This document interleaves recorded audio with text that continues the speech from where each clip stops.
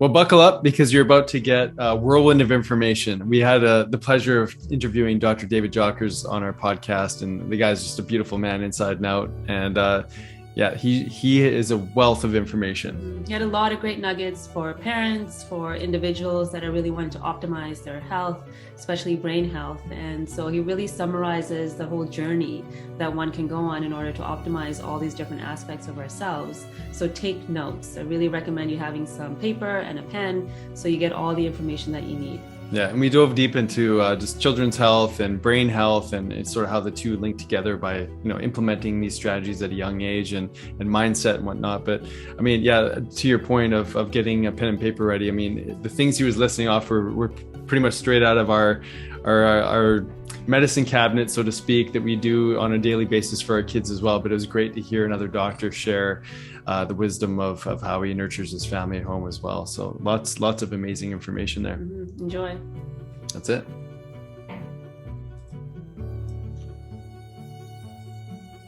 Hey everybody, welcome back to another episode of Health Ignited with Dr. Sonia Jensen, myself. Thanks so much for being here. And we've got a fun conversation with a hero in healthcare. His name is David Jockers. So let's talk a little bit about his bio and where he's come from. So he lives in Georgia. He's down in the Southeast, so sort of opposite corner of the world that we are in. And he's written a couple amazing books, The Fasting Transformation and The Keto Metabolic Breakthrough. And today, when we invited David on, we wanted to talk a little bit about parenting and brain health and some other topics on that front. But Dr. David Jockers, thank you so much for being with us on the show today. Yes, for sure. I mean, it's such an honor. Really great to be a part of this with you guys. Well, it's, we always like to ask people, how they got into what they got into, but, I want to sort of word that question a little bit differently and to say, like, what drives you? Like, what's part of that ignition to keep, sharing your message to the world? Yeah, for sure. Well, I look around at our society and I really feel like people have either never discovered or lost touch with the body's innate ability to heal itself. And I think that's so tragic. I think that just helping people have a better understanding that their body was actually created with this incredible healing power that's constantly working on our behalf to help us heal, regenerate, to become more resilient to all the stressors in life, and to really honor that power that God put within us. I think that's what drives me the most, is just seeing people get that big idea that our body was created to heal, and that if we follow the right rules and principles, and we have the right philosophy and the right amount of time and patience with the processes we're going through, that the body can heal. Mm-hmm. That's really empowering, and we love that message. And do you have a personal story that kind of brought you to this place where you really want to ignite this in other individuals? Did you have to first work on yourself to get here? Yeah, absolutely. Well, in my early 20s, I actually had irritable bowel syndrome. So I was a personal trainer. I was eating 6-7 meals a day. I had to have a protein shake before I went to bed. Then I woke up in the morning and I had to have, a big bowl of Quaker oatmeal squares with peanuts and blueberries and whey protein and all kinds of stuff. And I literally, my first nutrition class in college in my early 20s, I was eating over 5,000 calories a day. We had to count out how many calories. I was eating so much. And I thought I had to, in order to maintain my muscle mass, because I'm an ectomorph body type. So I have thin shoulders, thin body type. And all of that eating, and I was eating a lot of processed foods, and I was eating healthier diet than the people I knew in my environment. But it was a lot of processed foods, and it was just so much stress on my system. And I ended up developing irritable bowel, where I would have intense cramping and pain in my gut. I ended up losing 30 pounds over the course of about 6 months, just because I couldn't absorb food. And I was, again, intense cramping, gas, bloating, diarrhea, constipation. And I realized I needed a different approach. And so I started looking at natural health strategies. My mom actually was training to become a naturopath. So my mom's always been into natural health. And so she turned me on to some different books. I started reading some of these things, started making lifestyle diet changes. And I saw improvement. I saw a lot of improvement, a lot of changes. And that was when I was like, you know what, I want to really be a part of this. I want to have a healthcare clinic. And so I went to chiropractic college, and I was still struggling. I was still having a lot of issues. It was better. I was able to function, do the things I needed to do, but I wasn't I still had orthostatic hypotension where I go from sitting to standing and I would be really dizzy. And I was still underweight. I was still having trouble putting on weight. And I was taking early morning classes, and I got turned on by somebody to Dr. Mercola's website, which was relatively new at the time. It was in late 2004. And he was talking about a no grain diet. And so that seemed so extreme to me, but I was like, you know what, I'm going to try this out. Because I used to eat oatmeal and, whole wheat bread and all that kind of stuff. So I took that out, went on a no grain diet, saw dramatic improvements to the point where I was like, and I was taking early classes and I was like, you know what, I'm not even hungry in the morning. And so I just started drinking a lot of water. In fact, I used to carry like a gallon water jug with me to my classes. And I would drink a gallon of water before I would eat any food throughout the day. And I had never heard the term intermittent fasting, which is really popular now. A lot of people are talking about it. Never heard the term before in my life. I just realized when I hydrated really well and didn't eat early in the day, I felt a lot better. And I was actually gaining weight, getting my muscle back, felt stronger, more energetic in the gym than ever before. And people were asking, what are you doing? Because they saw me gaining muscle mass. And I was like, you know what? I'm drinking a gallon of water in the morning. And I thought it was the water. And so I followed this lifestyle, and it wasn't until really about 2008, 2009 that I heard the term intermittent fasting. And I'm like, wow, that's amazing. This is actually what I've been doing. And it was something that really allowed me to regain my life and my health. So nutrition changes, lifestyle changes, really prioritizing good sleep, and intermittent fasting revolutionized my life. And then when I got out of school, I opened up a clinic, and I was seeing people from all over the world, both virtually and in my office, doing functional medicine, chiropractic care, all different types of things like that. And, just working with thousands of people, I've been able to see a lot of these, just natural healing strategies change and transform so many lives. And so at this point, I don't see clients anymore. I really just run a online health education website. But, it's one of those things, just a labor of love. I'm just so passionate about getting this information out and empowering people. That's amazing. And you've got such incredible reach. I mean, you're connected to the Dr. Oz show, the Hallmark, series. And it's really incredible to see someone who's, taken such a pivotal turn in their health and a certain direction in life. And it's just, you're so empowering with everything you share. And, I couldn't help but think as you're telling your story just about, Dr. Mercola and the early days of, gathering some of that data. And here you are creating this huge, database for people to really do what Dr. Mercola has been doing for several years. So it's, a real testament to you living your purpose. It's amazing. Mm-hmm.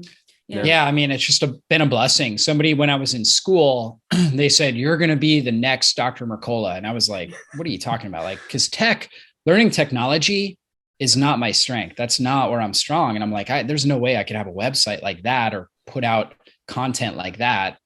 And lo and behold, though, that planted a seed. And along the way, I just fell in love with the process of creating really great online health content. And, that eventually over many years took on a life of its own. So, yeah.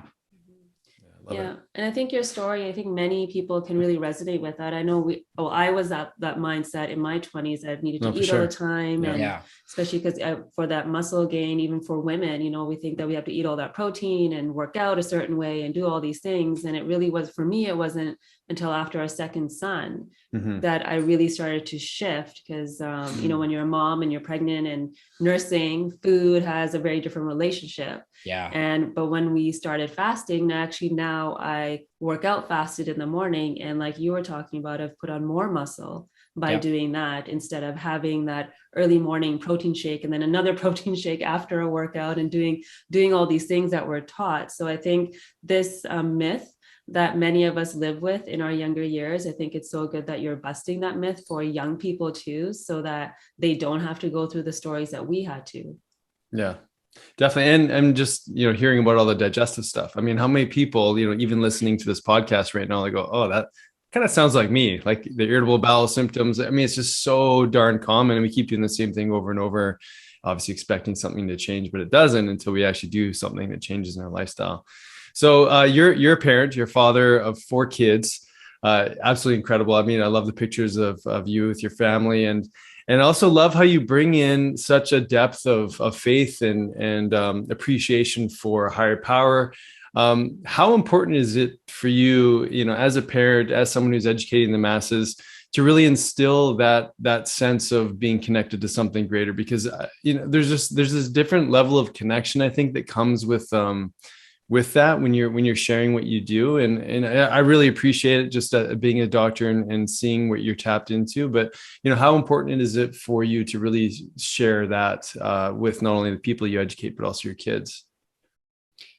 Yeah, I mean, I think it's absolutely, it's the foundation of who I am. And so everything should flow from your foundation. And for me, my faith in God and my faith in Christ that's what drives me on a regular basis. And so yeah, that comes out in parenting. It comes out in things that I'm doing via social media, things that I'm teaching people. And it's one of those things where getting inspired on a daily basis. So easy to walk in the flesh and walk in our pride or our stubbornness. And really living a biblical life is about daily sacrifice and daily surrendering our ego and our pride, and dying to ourself. And it's one of those things, especially when you're in health, like the medical model. The goal of the medical model is to ease suffering. And that's a beautiful thing. Like, nobody wants to see anybody suffer. Nobody wants to see anybody in pain. However, sometimes suffering is actually the process of getting healthy.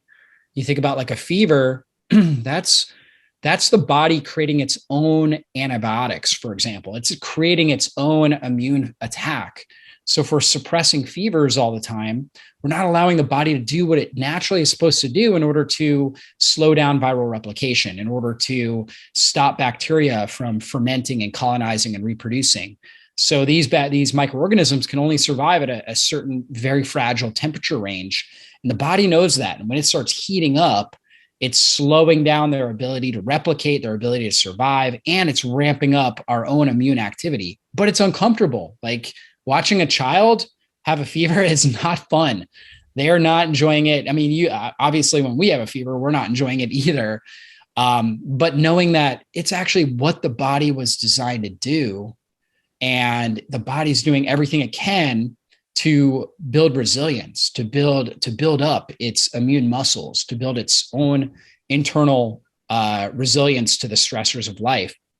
So, taking on that philosophy and just realizing that sometimes beauty comes out of suffering is so critical when we're walking in the natural health world. And it's very biblical as well, right? That, our greatest setbacks can be our greatest blessings. And, there's a statement in the Bible that what the enemy means for evil, God can use for good. And I really think that in life, and when it comes to our health, sometimes we overstress our system. We're exposed to too high a pathogenic load. Possibly it was self-induced things. Possibly it was things that, it wasn't necessarily self-induced, but, perhaps it was an accident or, just an overexposure to something that we weren't quite aware of. And our body is stressed, and now we're suffering because of it. But God can use that, and we can actually get stronger through that stress, through that suffering. And that's the beauty that we take in natural health. And that's really where my faith philosophy infuses with my health philosophy. That's amazing. I mean, the fact that we have given up so much, I think, in the world that we're currently in, and I'm sure through our lives as well, because we want the quickest, easiest way out, right? We want the medication. Let's just make the pain go away. Let's turn off the fever. We have a really interesting relationship with pain and suffering, and we tend to want to, flee fear. We fear it. We try to avoid it as best we can. But, everything you're teaching and sharing right now is really like, well, we're in it, so let's embrace it, and let's create a new mindset around what this can mean for our healing and for for our future.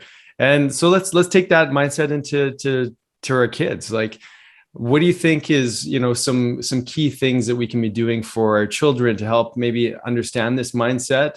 And maybe, like, let's start talking about some things that you do as a parent to make sure that they're optimized. Maybe it's vitamins, or maybe you don't fast your kids right now, but let's get into that.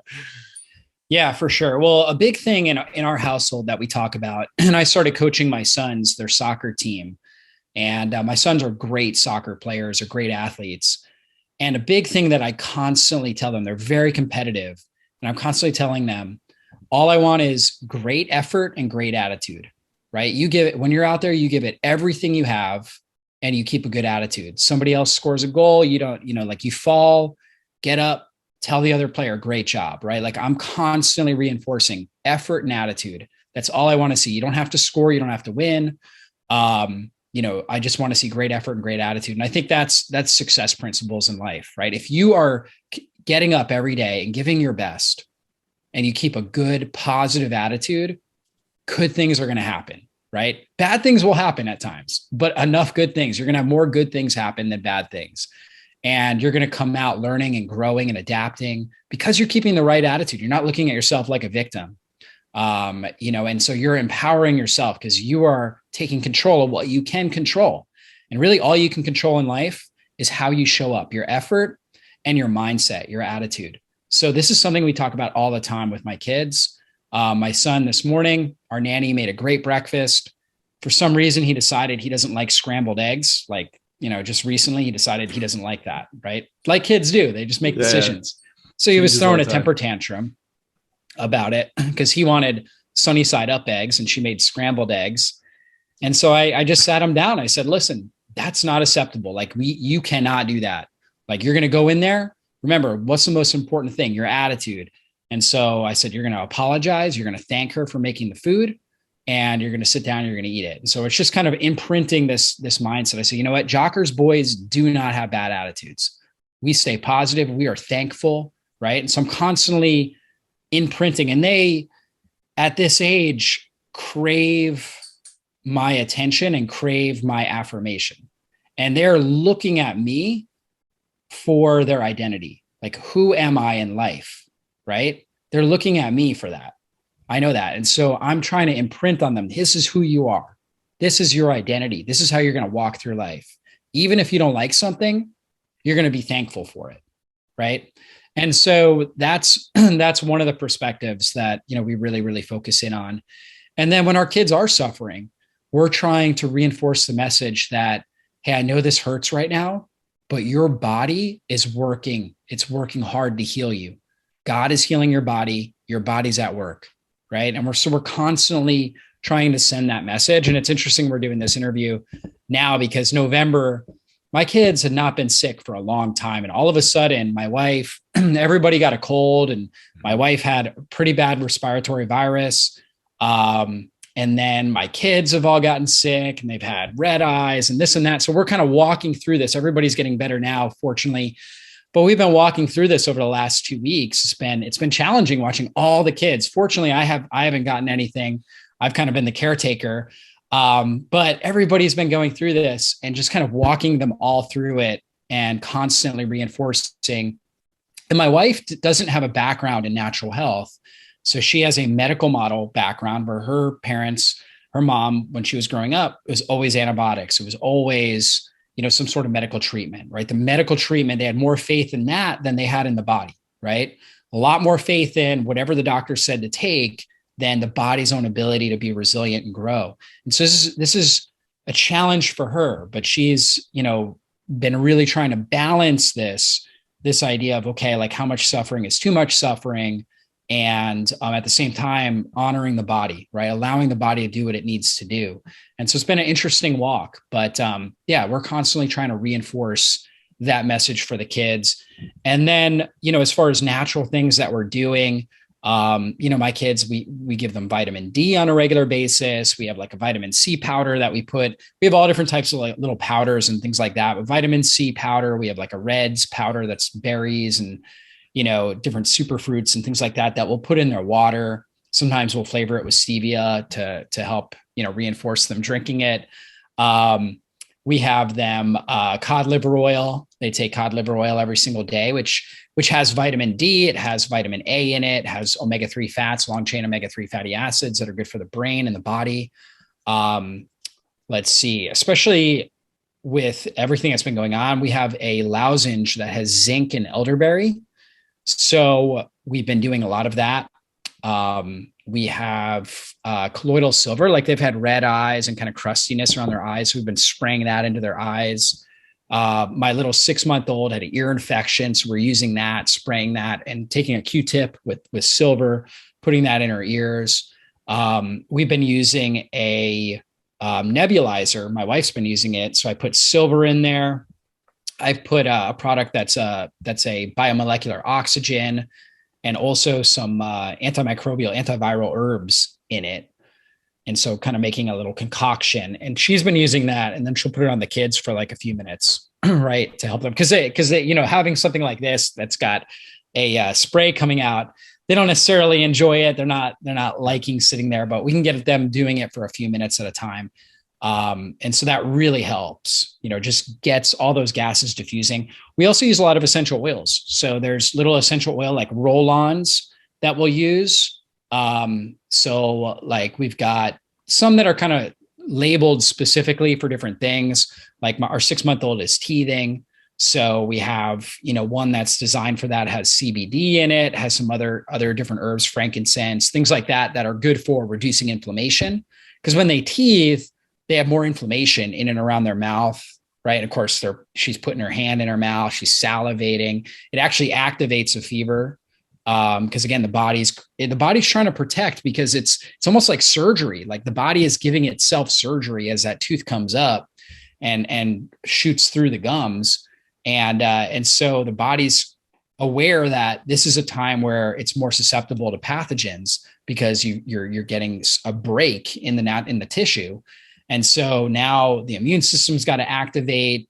There's more mucus, right? More congestion, because we're trying to protect all those pathways, the openings in the body, the different orifices where our pathogens can come in. And so anyways, we use that. We'll use like an oregano roll-on. Oregano is a great antimicrobial. I made what is it called?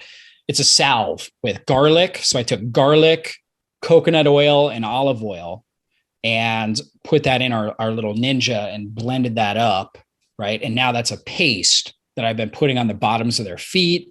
It's garlicky, so they smell like, garlic bread, but you put it on their around their neck and chest and on their bottoms of their feet. And so doing that a few times a day to help infuse all those antimicrobial compounds. Garlic is like nature's antibiotic, right? So the key is, how do you get enough into the system?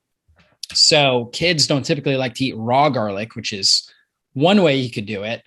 So sometimes putting it in a delivery system where we're going through the skin, so it's crossing in transdermally, can be really effective, really helpful. And then also like little droppers, you can get like dissolved garlic and droppers, or oregano. Oregano is also got great antimicrobial properties. So you can use that. Probiotics, right? Helping support their gut microbiome. So probiotics, our kids take those as well. And trying to think what else. We have an elderberry liquid as well. So we'll use that. It's got elderberry. It's got tart cherry. It's got a bunch of different things that all are supportive astragalus, right? So helping support their adrenals, helping support your immune system in general, become more resilient. So we use a combination of things, but that's kind of the foundation what we're using. Yeah, that's awesome. I love all those things. It's very similar to what we do with our kids. And I think we've been lucky because we introduced all of this at a very young age. So for them, it's very normalized. And we were speaking to the nebulized, we get them to nebulize glutathione and it smells like rotten eggs, and it's just complaints the whole time. And so for someone, I think we are in a place where we can recognize what they need, because we have the tools and we have the training. And so when I see fevers, like luckily for us, our kids have never been on antibiotics. Like they've lived this other life that, if you look at some of their friends, have had a very different experience with their colds, ear infections, and all the things that they go through. So how does somebody that maybe doesn't have all the tools recognize where the line is? Because that fear really shows up for parents, right? Especially with fevers. For sure. And so how do you train people to kind of read the signs, or to empower themselves so that they know that it is okay? And I know faith has a lot to do with that, and trust. but we've been told not to trust the intuition or the wisdom that we have, especially moms. I think moms and dads, but like there's this other connection that women have with their children, that you really do know when you need to seek outside help. Like our oldest once swallowed a poisonous flower. It was lily of the valley. And this guy was putting him to bed that night. And I just looked at him and I was like, no, I feel like his heart rate's going down. He's going to the hospital right now. So they gave him fluids and we just monitored him. But sometimes, that intuition's been suppressed. So how do we teach parents to listen to that voice that actually is telling them the right thing and not have to put all our trust into the medical system? Well, that's a great question. And I certainly wouldn't say that I'm an expert in that. Certainly not an expert in teaching parents how to have the right intuition with their kids. You're probably much more of an expert in that. In fact, I think that a mother's instinct is extremely powerful. And so I would just challenge the mother to be open-minded to the idea that the body is going to do everything it can to heal and adapt. But you do have to have good discernment. And a big thing that my wife and I talk about is not making decisions out of fear, right? I feel like fear is from the enemy, right? That's what Satan wants to cripple us with, right? God will give us discernment and wisdom. If we pray for wisdom, we have an open mind. And sometimes we can be stuck in like our pride or our, like, especially in a natural health world, it's like, okay, my kids will never get antibiotics or whatever it is. And we have to come out of that because there's a time and a place for medical treatments where they save lives and they're needed. And we try to make the best decision we can with the information that we have. And we live with that decision. And so it's just constantly, every time fear comes in, just saying, I will not make a decision out of fear, but Holy Spirit, fill me with wisdom and discernment. And so just allowing the decisions to come from a place of wisdom and discernment, and from above, right? And not necessarily just in our own earthly wisdom. We can have a lot of earthly knowledge, right? And, understand these elements of the body, but every child is different and every circumstance can be different. And so we really need the Holy Spirit's guidance and discernment to make the right decision for our child at that time. So, we just had it the other night where my 6-month-old, almost 103-degree fever, which is, at that point where you're like, okay, we need to bring this fever down or something bad's going to happen or it needs to break at some point. And so kind of on that teetering, and I was like, okay, let's just really observe her tonight and see how she does, and if we need to bring her to the hospital or, we had children's Tylenol available, right? If we feel like it's needed, this can at least bring down the fever a little bit, right? And just kind of having some of those tools available can be helpful, right? Just so you don't feel like panicked, like I don't even have any of this ready. I need to go to the store. And it's in the middle of the night. And fortunately, thank God she slept through the night, 12 hours and, and her fever broke and she was fine. But, that we're ready. We're ready. Okay. If we need to go to the hospital, we'll go to the hospital. We're just going to keep nurturing her. We're going to keep praying over her. We're going to provide, the things that we know of that we can do to help support her. And we're going to trust that her body knows what it's doing. But at some point it possibly may need help. So we're going to keep our mind open to that possibility. No. I can't tell you how many nights we stayed sort of semi-awake listening to our son breathe or, the things you do as a parent just to be observant and whatnot. And obviously any parent listening is going to be relating to this. And I think we all have different levels of comfort. And so, to your point, every kid responds a little differently. And when we feel like we're out of our area of expertise, it's time to ask for guidance and help. And maybe that means going to the hospital if necessary and whatnot. But, I love how you are teaching though, that this is an adaptive process. The fever is the medicine for the body. We need to raise the temperature in order for, different cytokines to be released or for, change in the microbiome, et cetera, et cetera. So, I think as a parent, we do develop a level of resiliency that we, say after 4 kids, you start to learn to, how to navigate these situations a little bit more effectively too. So I love everything you shared there. So I'd love to talk about, this developmental process as we go through, different changes in life.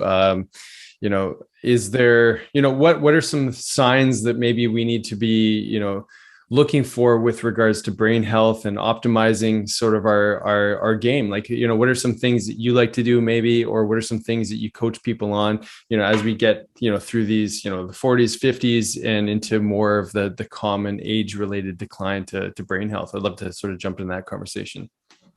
Yeah, for sure. So when it comes to the brain, we really need good blood sugar sensitivity, right? Good insulin sensitivity and blood sugar stability. So they call Alzheimer's disease type 3 diabetes. And that's because it's characterized by insulin resistance. And what happens in the brain when you have insulin resistance is you're not able to get glucose or sugar into the cells for energy, right? So the cells can't produce energy, so they start to die off. And then when a cell dies, it releases a whole bunch of toxic compounds that kill nearby cells. So you get this massive brain cell death. So you need to be really good at getting energy into cells, or getting the raw materials for the cells to produce energy.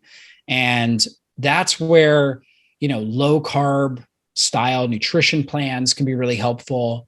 And then intermittent fasting can be extremely helpful for that, because those things really help the body become more insulin sensitive, where you're able to drive the glucose into the cells. You're also able to get into a state of ketosis from time to time. And ketones are a byproduct of fat metabolism. So our body, most of our cells can use fatty acids for energy, and they love it. They produce a lot of energy when they're breaking down fat, but we can't get fatty acids across the blood-brain barrier to be able to be utilized, at least not in a sufficient level in the brain. So the liver takes fatty acids, converts them into ketones, which are smaller molecules, water-soluble molecules, that can cross easily into the brain, where they can be used for energy. And so when glucose or sugar goes down, now the body can use these ketones as an energy source. And the ketones are actually called epigenetic influencers because they actually influence genetic pathways in the brain that turn down inflammation and turn on healing and repair, and also a process called mitochondrial biogenesis. And the mitochondria are what produce all the energy within the cells. And we actually have more mitochondria in our brain and neurons, our nervous system cells, than in almost every other cell of the body. Our typical muscle cell has about 1,000 mitochondria per cell. In our nervous system, we have about 10,000 mitochondria per cell. So intermittent fasting, when we're going kind of extended periods of time, let's say like a popular strategy is eating in an 8-hour eating window. So you eat from, let's say, 10 a.m. to 6 p.m., and then you fast from 6 p.m. to 10 a.m. the next day. You're not getting a continuous surplus of food, so your insulin levels go down. And that allows your body, you need lower levels of insulin in order to produce these ketones. So when insulin goes down, now your body starts creating these water-soluble compounds, these ketones that cross into the brain, stimulating the production of those mitochondria in the brain cells. And also your body starts to break down older, damaged, more dysfunctional mitochondria and turning them into healthier, more stress-resilient mitochondria. And that's really, really super key when it comes to the brain. So blood sugar stability to me is kind of the foundation of it. Now, the brain also needs movement. So movement is critical. It's actually an essential nutrient. We call it proprioception. And so we need to be moving our body, exercising, walking, there's a lot of different things you could do. There's actually a whole class of exercises called neurobics, and neurobics, like neuron and aerobics together. So neurobics is kind of these, they're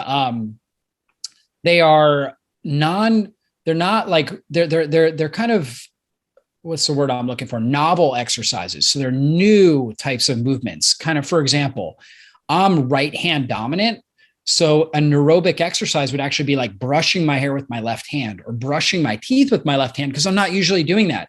So it's new. It's a new stimulus. So it challenges my brain and my neurons that my brain has to produce a whole lot more proteins. I have to travel, basically create a new neural pathway in order to effectively carry out that movement. So that stressor on the brain actually makes the brain stronger and more resilient. You might take a different pathway. Like if you're going to the grocery store, you take one way to go there all the time, you might actually take a different route. So you have to like remember different roads in order to get there. That can challenge your brain in a unique way. You can use different essential oils that you can smell, for example, that are unique and have different smells that you're not used to stimulate your olfactory nerve that will actually impact different regions of your brain. You can, make your food have a lot of aroma, right? Using different herbs and things like that. That will also impact the brain. These are all examples of neurobic types of exercises that are specific for the brain. So regular movement is so critical. So getting out, walking, moving throughout the day, critical for the brain. Resistance training, highly recommended. You actually produce a lot of what's called BDNF, brain-derived neurotropic factor, which is like miracle grow to the brain. It helps turn on the production of neuronal cells and these little gaps between the neurons called synapses. And that creates just better neural networks, more refined neural networks that are going to keep your memory, your cognitive acceleration, your ability to think sharply and quickly, functioning at a high level. So resistance training, I would recommend a few times a week.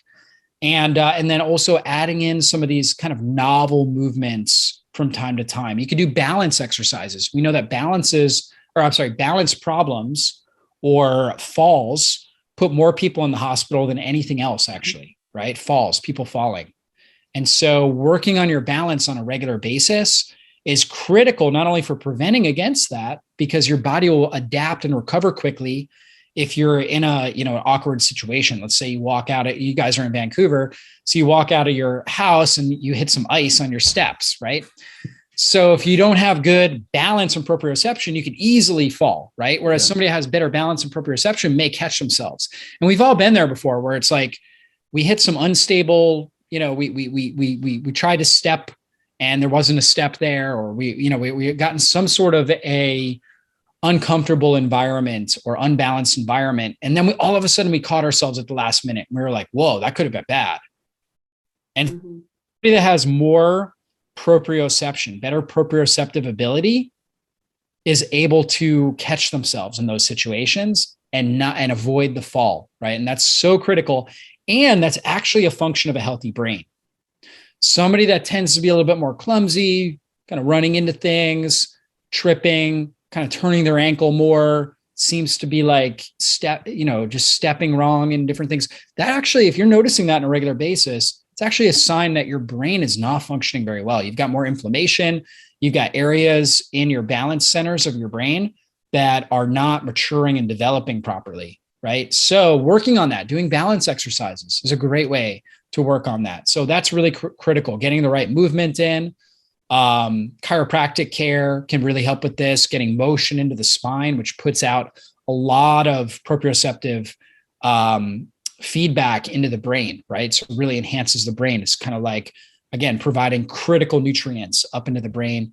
So I think that's critical. We want to keep a non-toxic environment. So if we're consuming air, food, and water that's loaded with industrial compounds and toxins and heavy metals, all of those things are toxic to the brain and create more damage and destruction. So having a good water filtration system in your house, air filtration, so you're breathing in the cleanest air possible, all really important things. And, doing things to help your body detoxify. Intermittent fasting helps with that. Good hydration, infrared sauna, a lot of good research on getting in a sauna a few times a week, right? And sweating and actually reducing the risk of dementia and Alzheimer's and things like that, because again, you're moving these toxins out of the body. So opening up your drainage pathways in general. So sweating, exercise, which will help with respiration. We move toxins out through breathing, through urination, right? So hydrating well, defecation, having really good bowel movements, right? So doing what you can to support really good bowel movements.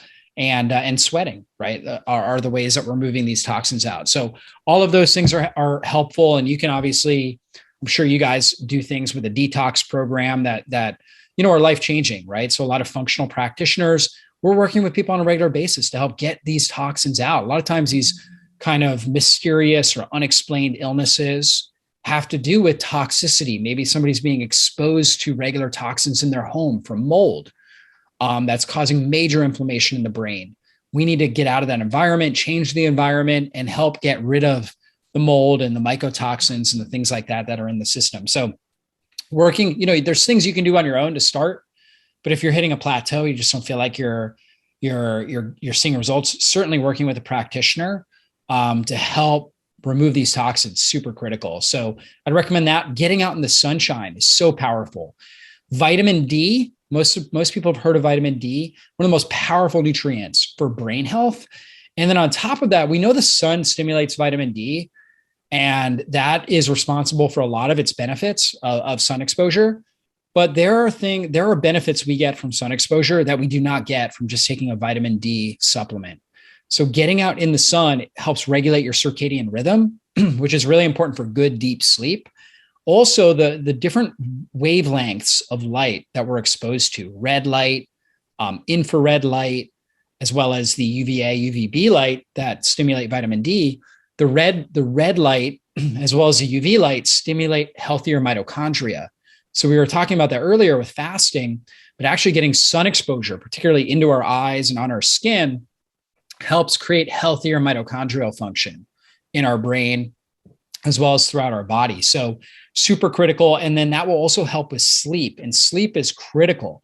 People with neurodegenerative disorders have a marked reduction in melatonin. Melatonin is our sleep hormone.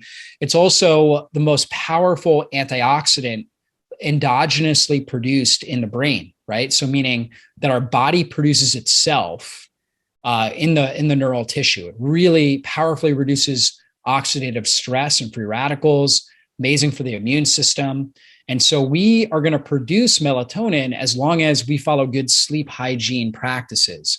So getting sun exposure during the day actually helps us produce melatonin at night. And then reducing our exposure to blue light or wearing blue light blocking glasses like my wife and I do after dark, we put on these blue light blocking glasses. After we put our kids down, blue light blocking glasses go on, which are basically like a orange tinted glass or glasses with orange tint. And the idea is that red light, okay, like our ancestors would have been exposed to with fire, for example, doesn't suppress melatonin, at least not at a significant level compared to blue light. Blue light is what's coming from most of our light bulbs, our devices, computers, all this kind of stuff, our TVs. And that blue light is similar to like daylight, right? And so when we're watching TV or looking at our phone or computer or we have our lights on throughout our house at night, we're basically telling our brain that it's the middle of the day. And so it's not going to produce melatonin. We need to dim the lights. So we dim all the lights. We turn on a few lights that are more like red, orange lighting, just to have a little bit of lighting in the house. And then we have our blue light blocking glasses. So if we are looking at our phones and things like that, we're at least suppressing some of that blue light and creating the right environment for good sleep. And then at night, we wear sleep masks. We try to keep the room cool. There's a whole lot of different things that you can do. Keeping your room cool, not eating too late at night, giving yourself like 3 hours at least between your last meal and going to sleep is really important for good sleep hygiene and sleep quality. Keeping your room as dark as possible, wearing an eye mask can be really important. I also wear a Breathe Right strip as well to help actually, there's two different ones that I have. I actually have these Breathe Right strips right here. And then I also have this little intake, which is kind of these magnetic, I've been experimenting with these, which is kind of a magnetic strip that I'll put on my nose that helps open up my nasal passages. So I get roughly, they say about 10 to 20% more room there for air to flow through. And then I put tape over my mouth. So it stops me from breathing through my mouth breathing, which most people do just by default at night, activates more of your sympathetic nervous system, which is more of your fight or flight, doesn't allow you to get as deep, good quality sleep. So I'll put mouth tape on, open up those nasal passages so I get the best quality nasal breathing at night. And nasal breathing is amazing just alone for your brain, increases nitric oxide and oxygen delivery to your brain. So throughout the day, you want to be trying to breathe through your nose as much as possible. And then at night, creating an environment where you can be breathing through your nose can be really powerful for overall brain health. So I know we talked about a bunch of things right there. So it's amazing. We'll leave it at that. You're an encyclopedia, man. It's amazing to hear just all those strategies. I'm curious because I know you got the Oura Ring. Yeah. What did you notice by adding the magnetic and mouth tape? And did you notice a change? Yeah. You deep. It's definitely helped. I'm somebody that, it's hard to explain, but I'm somebody that I have been getting, I don't know, 6 hours of sleep. Now I'll be in bed for longer, but like I'll only get like 6.5 hours of sleep, but I can still function at a really high level with that. And I'm still working on ways to like bump up my heart rate variability, right? Things like that. But I definitely noticed a improvement in my heart rate variability as a whole, with the nasal breathing. I'm experimenting with a number of things. Like, why is my heart rate variability at night still like in the 30s, right? When I'd love to get it up over 50, 60, so I've been experimenting, but that definitely seems to have helped. And I feel more refreshed, right? When I wake up in the morning. It's awesome. Go ahead, Sonia. Yeah, well, I think there's a lot that people can unpack from all that you gave us right now. And one of the themes that I really want to highlight for people to hear when you were talking about brain health is the variation.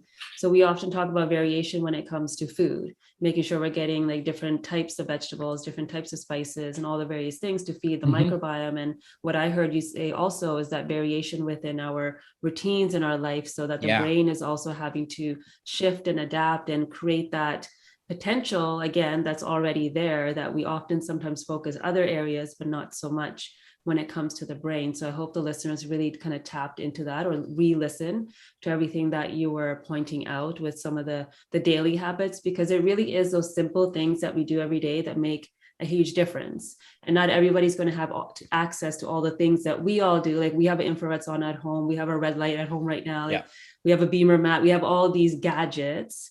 And yet really just spending time outside and doing these simple things can be just as good, but it's more of that, what are we doing every day? So I'm really happy that you kind of package that all together, and that understanding that those small steps are what's going to create the big results. Yeah. And especially tying that even to the discussion on kids, right? And just realizing like there's all these little things that we can slowly get our kids to do, and especially because, I think the stats on Alzheimer's dementia are like 1 in 2 people or everybody is developing some level of like brain fog and early cognitive decline, sooner than later. So I think, tying this is partly why we want to tie these two conversations together, because it's critical what we implement now. And to your point. Yeah. Because the kids are watching, right? They're watching our daily habits. And that's especially right. Like we have a 7-year-old and 10-year-old, and the 10-year-old is kind of questioning everything now too. Like, well, why is it that they do this? And so they see our habits, and then hopefully they will, we get them to implement what we can.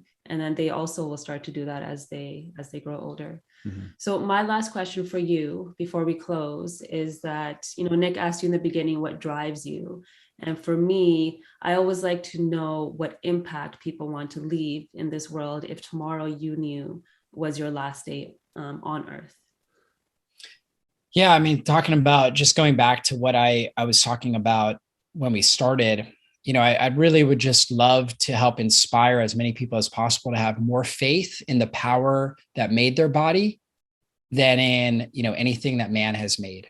And to just be able to put that faith back into the miraculous, incredible creation that is the human body, and to be able to trust and honor it and, live without fear. We talked about that earlier, not making decisions out of fear, but instead seeking wisdom and discernment. Amazing. Thank you. Well, and on that path to inspiration, you've got something for our listeners. Would you mind just sort of sharing a little bit about that? And then maybe just, it's right behind you. For those of you who are watching the video, make sure you definitely get those 2 books that he's got there, the Keto Metabolic Breakthrough and the Fasting Transformation. But please also, you got a special for our listeners. So So my 7-day liver cleanse and gallbladder cleanse guide. So many people are out there that really want to clean up their diet and their lifestyle. And so that guide is just really all about how to do that and how to cleanse your body. And there's so many people out there that are dealing with gallstones, right? And sluggish bile. I see that being a huge issue. And so the idea of that booklet is to really, it's tons of infographics and a protocol to walk through that really helps you understand the importance of your liver, importance of good bile flow, and then how to really open up those drainage pathways and start to cleanse and heal and detoxify. Yeah. That's awesome. Thank you. I mean, and that's directly related to brain health. Like you can't have a healthy brain if your liver is toxic and not moving properly. You can't have healthy anything. No. Your liver is toxic. Yeah, Exactly. totally. Yeah. Oh, that's so good. Dr. David, thank you so much for spending a bit of your afternoon with us. I mean, like I said, your encyclopedia, the amount of information that you share it's brilliant. And we're just so grateful you took time with us today. Thanks so much, guys. An honor and a privilege. Thanks for the opportunity. Awesome. Have a good day.